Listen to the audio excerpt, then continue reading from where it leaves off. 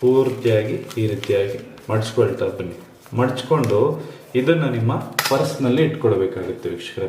ಸಮಸ್ತ ಎಲ್ಲ ವೀಕ್ಷಕರಿಗೂ ನನ್ನ ನಮಸ್ಕಾರಗಳು. ವೀಕ್ಷಕರ, ಇಂದಿನ ಒಂದು ಸಂಚಿಕೆಯಲ್ಲಿ ಕೇವಲ ಒಂದು ಹಾಳೆಯ ಮೇಲೆ ಇಷ್ಟಪಟ್ಟ ಹುಡುಗಿಯ ಹೆಸರನ್ನ ಬರೆದು ಬಿಟ್ಟು ಯಾವ ರೀತಿ ವಶೀಕರಣವನ್ನು ಮಾಡ್ಕೋಬೇಕು ಅಂತ ಹೇಳಿ ತಿಳಿಸ್ಕೊಡ್ತಾ ಇದ್ದೇನೆ. ನೋಡಿ, ಹಾಳೆಯ ಮೇಲೆ ಈ ರೀತಿಯಾಗಿ ಒಂದು ಚೌಕ ಆಕಾರವನ್ನು ನೀವು ಬರ್ಕೊಳ್ಬೇಕಾಗುತ್ತೆ. ಅದರ ಒಳಗಡೆ ಇನ್ನೊಂದು ಚೌಕವನ್ನು ಬರ್ಕೊಳ್ಬೇಕು. ಎಲ್ಲೂ ಕೂಡ ನೋಡಿ ಈ ರೀತಿಯಾಗಿ ಸುಲಭವಾದ ರೀತಿಯಲ್ಲಿ ಒಂದು ತಂತ್ರವನ್ನು ತಿಳಿಸ್ಕೊಡ್ತಾ ಇದ್ದೀನಿ. ಈ ಪಾಯಿಂಟ್ಗಳು ಕೂಡ ಎಲ್ಲ ಕಡೆನೂ ಕೂಡ ಟಚ್ ಆಗಬೇಕು ವೀಕ್ಷಕರೇ, ಆಯ್ತಲ್ಲ. ಟಚ್ ಆದದನ್ನ ಈ ರೀತಿಯಾಗಿ ಜೋಡಿಸ್ಕೊಳ್ಳಿ, ಆಯ್ತಾ. ಇದು ವಿಶೇಷವಾಗಿರ್ತಕ್ಕಂತಹ ತಂತ್ರ, ಆಯ್ತಲ್ಲ.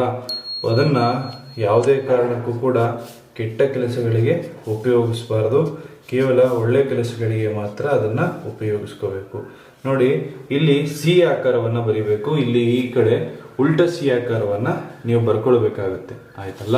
ಇಲ್ಲಿ ನೋಡಿ, ಇನ್ನೊಂದ್ಸತಿ ತೋರಿಸ್ಕೊಳ್ತೀನಿ. ಇಲ್ಲಿ ಸಿ ಆಕಾರ, ಇಲ್ಲಿ ಉಲ್ಟ ಸಿ ಆಕಾರ.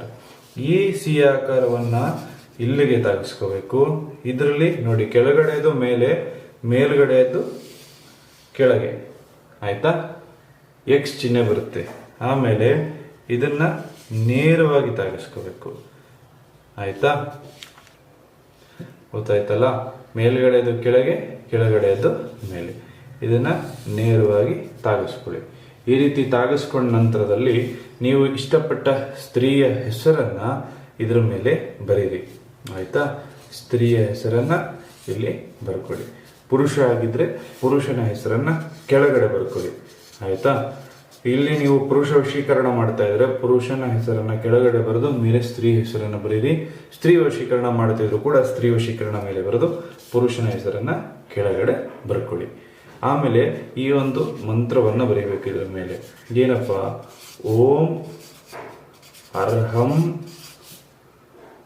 ನಮಃ ಅಂತ. ನಾ ಇಲ್ಲಿ ಇನ್ನೊಂದು ಕಡೆ ಬರೆದು ತೋರಿಸ್ತೇನೆ. ಓಂ ಅರ್ಹಂ ನಮಃ ಅಂತ ಹೇಳಿ ಬರ್ಕೊಳ್ಬೇಕಾಗುತ್ತೆ, ಆಯ್ತಾ. ಆಮೇಲೆ ಈ ಕಡೆಗೆ ಮನೋವಾಂಚಿಕ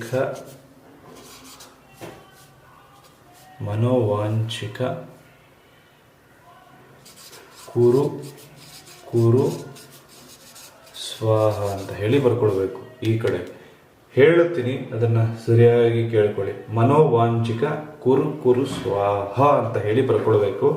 ಈ ಕಡೆಗೆ ನೀವು ಇಷ್ಟಪಟ್ಟ ಸ್ತ್ರೀಯನ್ನು ನೆನೆಸ್ಕೊಂಡು ಓಂ ನಮೋ ಕಾಳಿ ಅಂತ ಹೇಳಿ ಬರ್ಕೊಳ್ಬೇಕಾಗುತ್ತೆ ವೀಕ್ಷಕರೇ. ಈ ರೀತಿ ಬರೆದಾದ ನಂತರದಲ್ಲಿ ಇದನ್ನ, ಈ ಹಾಳೆಯನ್ನ ಮಡಿಸುವಂಥದ್ದು ವಿಶೇಷವಾಗಿರ್ತಕ್ಕಂಥದ್ದು. ಇದನ್ನ 4 ಮಡಿಕೆ ಮಾಡಿಕೊಳ್ಬೇಕು. ಈ ರೀತಿಯಾಗಿ ಮೇಲಿಂದ ಮೇಲೆ ಮಡಿಸ್ತಾ ಹೋಗಿ 3, 4 ಮಡಿಕೆ, ಆಯ್ತಾ.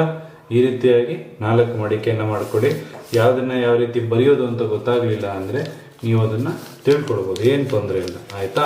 ಆಮೇಲೆ ಇದನ್ನು ಈ ರೀತಿಯಾಗಿ ಮಡಿಚ್ಕೊಳ್ಳಿ. ಪೂರ್ತಿಯಾಗಿ ಈ ರೀತಿಯಾಗಿ ಮಡಿಚ್ಕೊಳ್ತಾ ಬನ್ನಿ.